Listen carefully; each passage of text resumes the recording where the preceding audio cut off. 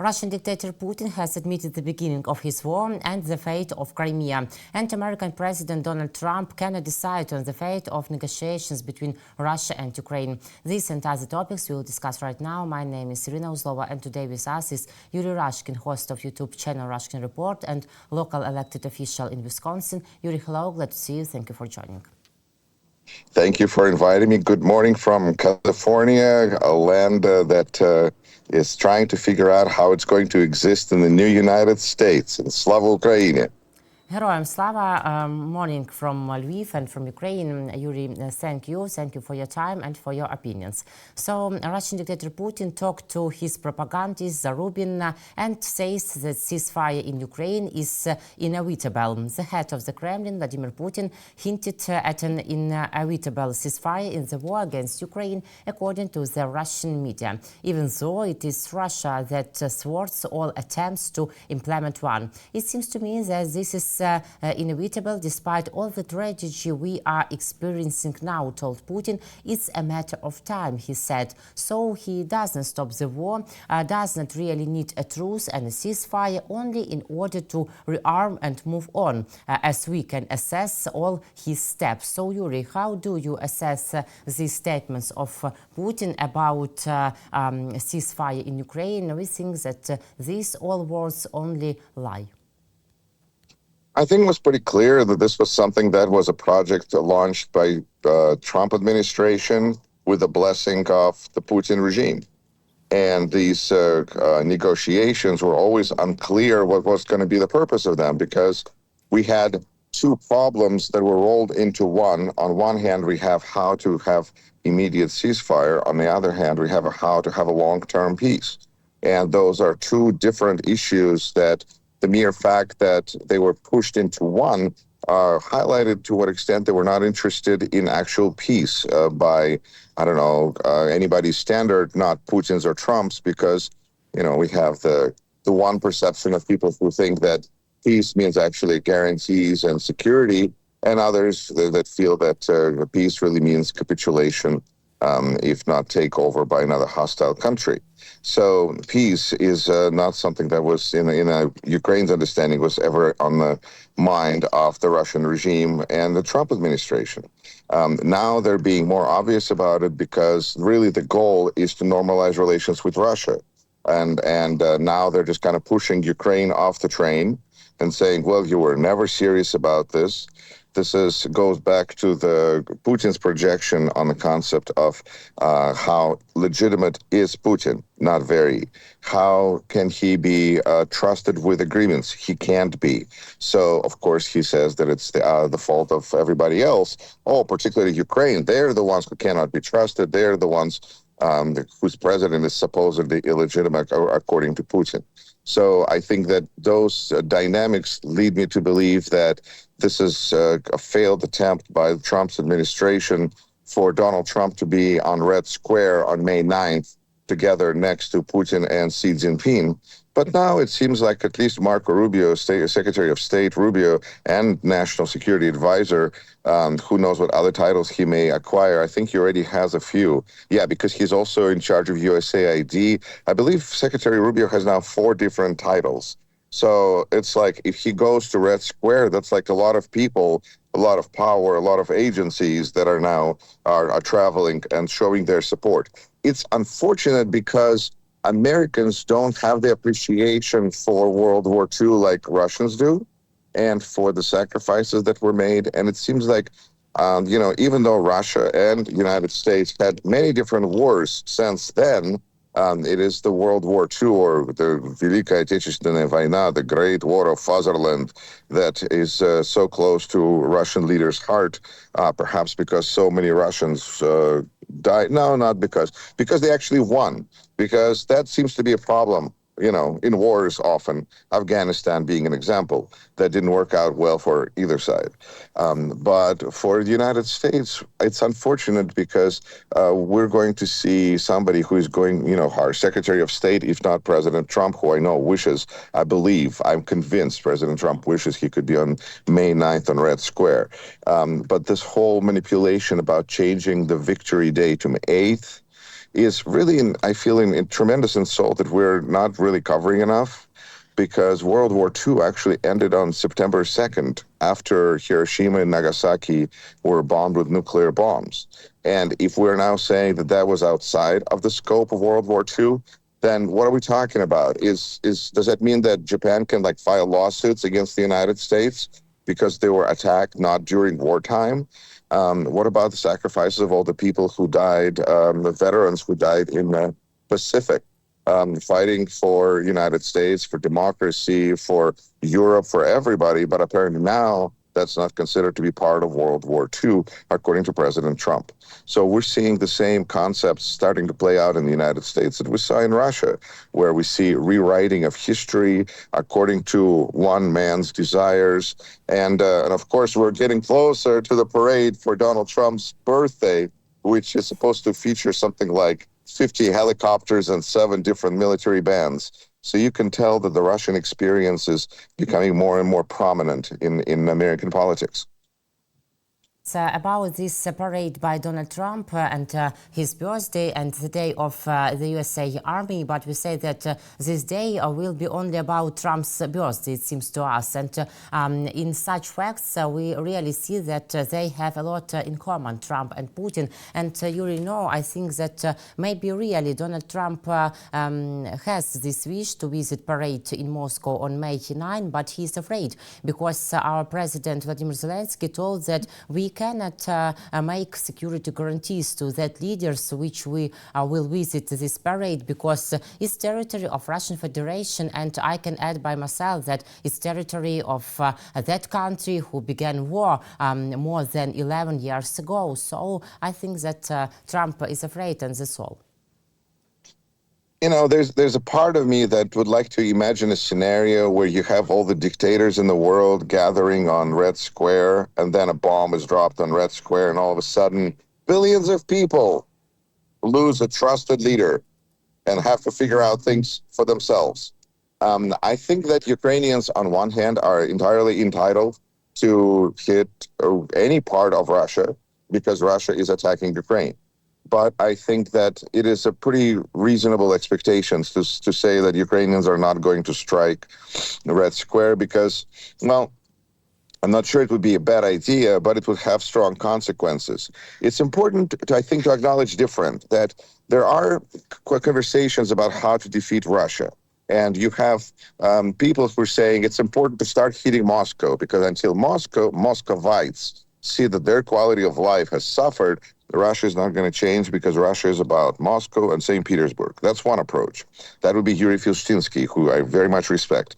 Another one is Vitaly Portnikov, who I also very much respect, whose approach is strategy, will be to destroy Russia's supply routes, to destroy Russia infrastructure, so to kind of bleed them out and not make them able to fight, because Vitaly Portnikov thinks that attacking Moscow would only aggravate Russians even more wanting to destroy Ukraine. Then there's the approach that is preferred by my viewers, and I'm sure yours as well, which is just to kill Putin. Mm-hmm. And that doesn't seem to be a popular one on a state level, because whether we're looking at like Colin Powell approach, which is if we destroy it, we have to take it over, or what, not probably going to happen. But I think that we can combine business with pleasure. I think it's very important because we have to stop Russia, but we can also enjoy it.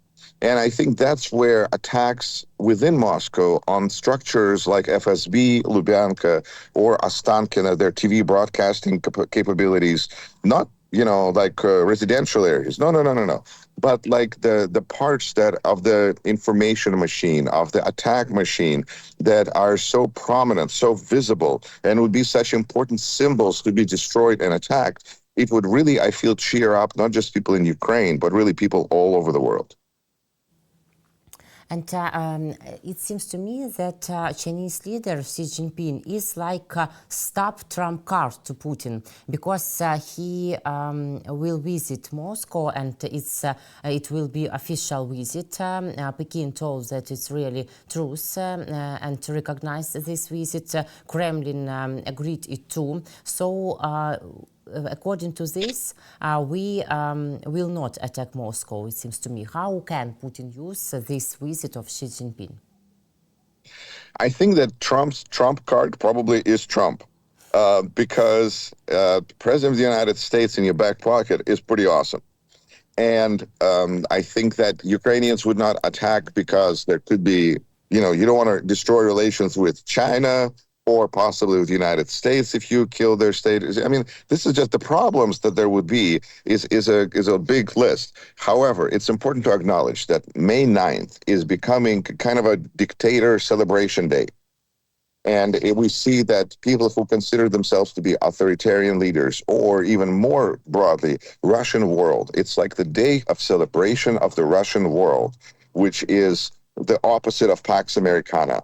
Pax Americana is the world that was built since World War II, where we saw that the United States provided safety and security in the world. Now we're looking at, potentially May 9th as perhaps even a celebration or beginning of the end. The dictator world, the Russian world, where you have all the people who won elections and either are not paying attention to democratic norms or just following in a Russian the direction, that are going to come together and celebrate the fact that there is more and more of them every year, it seems.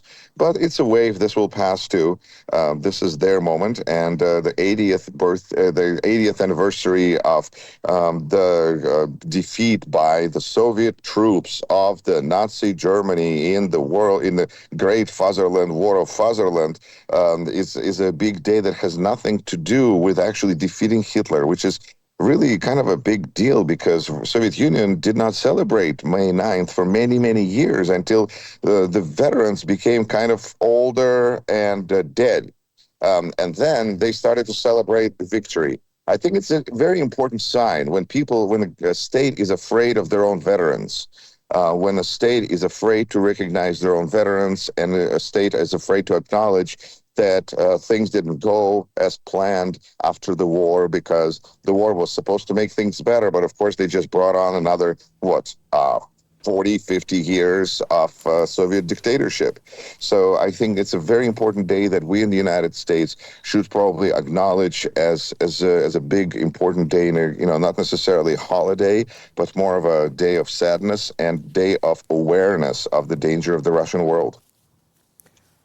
Yuri, how do you think it's really can be realistic that United States of America will withdraw at all from negotiation process between Ukraine and Russia? And what will it show such position and such step? Donald Trump promised us to finish Russian-Ukrainian war for 24 hours, then for 100 days, then for more 100 days, and that's all. What can we think about it? When you say us, do you mean Ukrainians? Because he did not promise anything to Ukrainians. If you mean United States voters, well, he promised a lot of different things. The main promise that he seemed to have kept is to conduct revenge and to be mean to his enemies. That seems to be something that the promise that President Trump is able to follow. Things like negotiations, so-called deals, are a big problem for him. They always have been. And in this case, he doesn't want to look bad, which is always the case for him in any negotiation. And so he has a choice. Either he makes a bad deal, which is the standard for him, or he disappears and says, this was a smart thing for me to get out of here because this bankruptcy just means that I should have gotten out of this business. Which means that Donald Trump has kind of a two-mode of operation. Either he covers up for something that he thinks is making him look bad, or he's making stuff up, creating the world that he lives in, but the rest of us do not. And kind of those are the two options that he's discussing. The negotiations fundamentally appeared to have fulfilled his purpose, which was to normalize relations with Russia. Because when we have Trump's personal ambassador, Steve Witkoff, who was described as an idiot by people who work with him and work in the administration. But of course, it's not like it's an administration of goodwill and people being nice to each other. So that's, a team of vipers, I guess, as was described. They're not going to achieve anything. They're not designed to achieve. They're not supposed to achieve anything, because when we have one person who is supposed to talk to Moscow, and that's Stephen Witkoff, and then we have another person who's supposed to talk to Kiev. How is this a negotiation? How are we being mediators? This is a set up. Sometimes you see situations that are set up to fail, and these negotiations were set up to fail. It is interesting that right now the Trump administration is so poor at predicting the outcome of their own actions that they did not realize that it would be Russians and Kremlin who would be upset about Trump withdrawing from the negotiations, because Kremlin needs those negotiations to remove sanctions, to get their money back, to bring back Russia. They need the negotiations. And when Trump says, well, these negotiations are not getting the peace done and I'm here for peace, so I'm out of here, Russia's a little confused because they're going, no, Donald, we're not here for peace. We're here for other purposes. Come back to the table, which just highlights how inept he is at this process. This is not his. I think ultimate takeaway is from being in the United States and watching what's unfolding here. I think that the further you are from Donald Trump, the better off you are. Relying on Trump administration for guarantees of safety is just a laughable statement anymore, because we in America cannot count on guarantees of safety and law and all of those kinds of things, because we have the administration that we now do. We see that people who have legal papers to be in the United States being deported illegally to Salvador. We see American citizens, four-year-old with cancer, whose mother is illegal resident of the United States, who got deported. And so the 4-year-old is a citizen of the United States. When we see those kinds of things take place, and other countries are saying, we want the United States to provide guarantee of our safety, I go, we can't provide guarantee of our safety. What safety are you talking about for Ukraine? So I think Ukraine and many other people in countries in this world found ourselves a little bit, I guess, or almost like orphans, where you feel like you had a parent and you always have that backstop, and then all of a sudden the parent is not there, or a parent gets remarried to a step parent, and now we have this situation where America is just not what many people thought it was. America is a country, which means that there is people, which means that it's very different. But we are now starting to feel different. Americans are starting to feel awkward about traveling to other countries, because we go, well, we're Americans. We've done some. We have such a president. Maybe people wouldn't want to see us.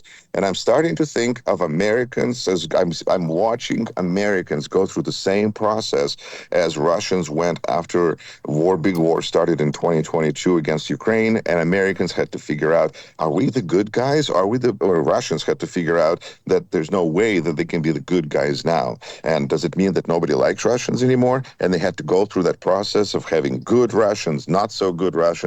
And it's a big divisive process in a society. And now we see exactly the same thing, slower, but more or less start to play out in the United States, where we see that our government is joining forces with somebody that we do not support at all. And it's hard for us to say, we're the good guys. It's like in that meme from the old TV show. Are we the bad guys now?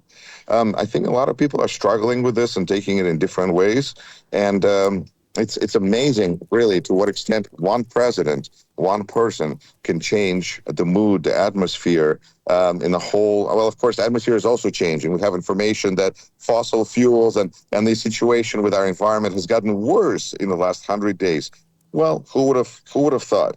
But it's just honestly surprising to me still when they discuss things with people from Wall Street who's supposed to know better, who operate with huge amounts of money, who leverage, just vast wealth, who go, well, we did not think that Donald Trump would do this. And when they are told that this is what he said he would do during the campaign, these smart, wise, rich people say, well, there's no way he would do something that terrible and that dumb.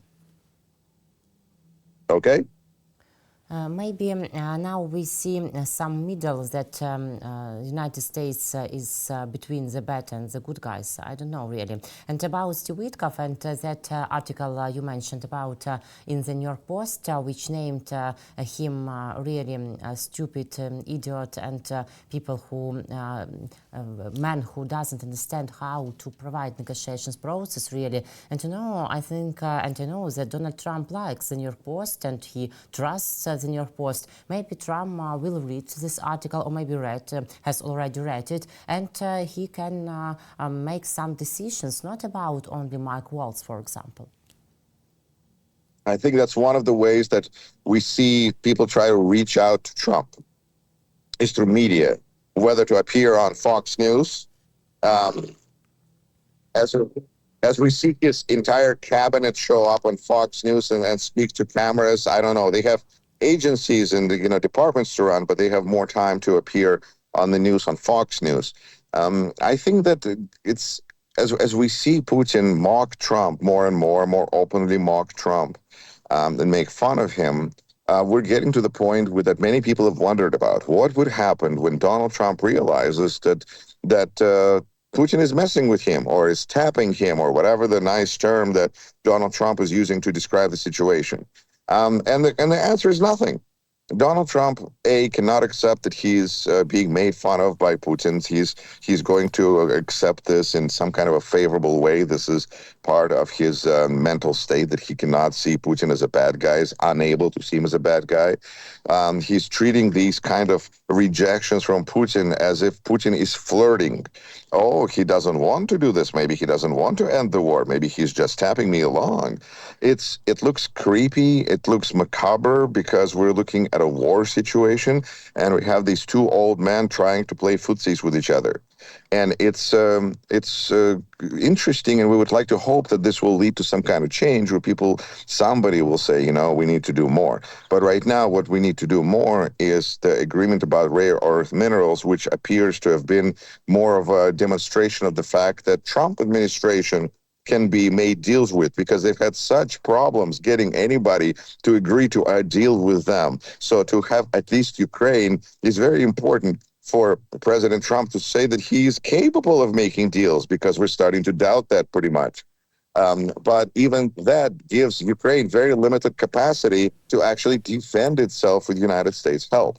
And when we talk about $50 million that supposedly the United States approved in sales of services and things to Ukraine, I would still like to see one, bullet that's been provided by the Trump administration to Ukraine as of today, because we're going back to times of 2015 when the House of Representatives and Senate insisted that President Trump, the first term, send aid to Ukraine, and instead it ended up with impeachment of Donald Trump because he was trying to negotiate a little bit more for that help that he really didn't want to give in the first place, and the javelins that were given to Ukraine were told to be stored in Western Ukraine and not used unless something happened over there. So he doesn't want to hurt Vladimir Putin, and he doesn't want to hurt his relationship with Vladimir Putin.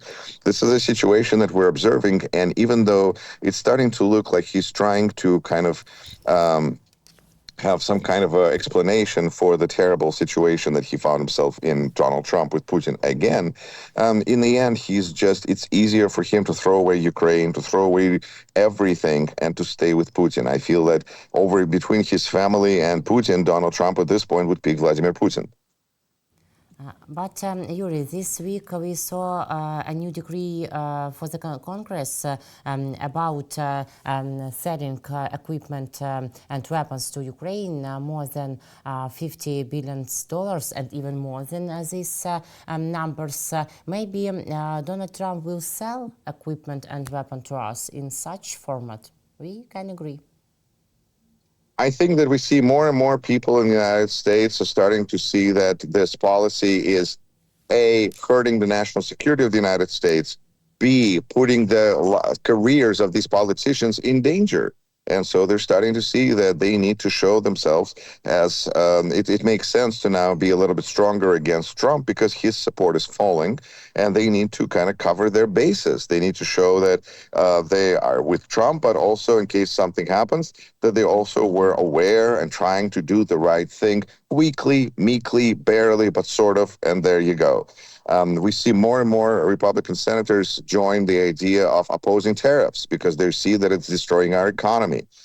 We see more and more Republicans quietly question administration. They've looked for ways to quietly question during the Doge disaster, where they had direct access to Elon Musk and like Democrats who didn't have any access at all. And so Republicans were trying to do some things there, but they're doing it quietly, and they're ultimately appear to be more afraid still. And it's an ongoing process where we're going to kind of see how things are going today. But as of now, I would say that the congressmen and senators remain more scared of Donald Trump and their own base than they're more concerned of Donald Trump than they are of their voters, because the voters are saying, we're not happy with you. We want these tariffs to stop. We want our economy to go back to normal. Things were okay. And instead, Donald Trump is saying, don't pay any attention. Just do what I say. Ignore reality. And that's a very important choice for Republicans, ultimately, whether they accept reality or whether they ignore reality. If they ignore reality, then they're there with Donald Trump. And if they pay attention to reality, then they're going to be with the people. Yuri, I see the beautiful bright inscription on your T-shirt. What sounds like "Who else but we will burn bridges?" And this inscription not about love, like in song by Christina Solovey, yes, but about bridges, and Crimean bridge. It seems to me too. I think that it's nearest future for this bridge, for this Putin's illegal construction. But Putin, mentioned about Crimea, talking to his propagandist Pavel Zarubin, and gives bizarre reason for Crimea takeover. Russian dictator Vladimir Putin, in the propaganda film Russia, Kremlin, Putin, 25 years, has fabricated yet another justification for the 2014 occupation of Crimea. He claimed he was allegedly forced to side the Ukrainian peninsula. We are simply forced in 2014 to make a decision to support the people of Crimea and Sevastopol, because any other course of action would have meant abandoning them, Putin said. According to the dictator, Russia did the right thing by doing what they did. Who forced him, and what kind of crazy excuses are these words and statements? What do you see? I think that I have 1% on my phone, so I will tell you that this is just it's an attempt to legitimize imperial thinking, whether it's to justify Russia taking over territory or United States taking over the territory. This is, emperors, wannabes, who are trying to explain to the world that they have a legitimacy for their illegitimate desires to expand their territory. Territory expansion is not 21st century. This is old stuff, and these people are old and need to be sent to history books where people need to learn about Putin and Trump, understand what not to do, make conclusions, and then learn history and practice it.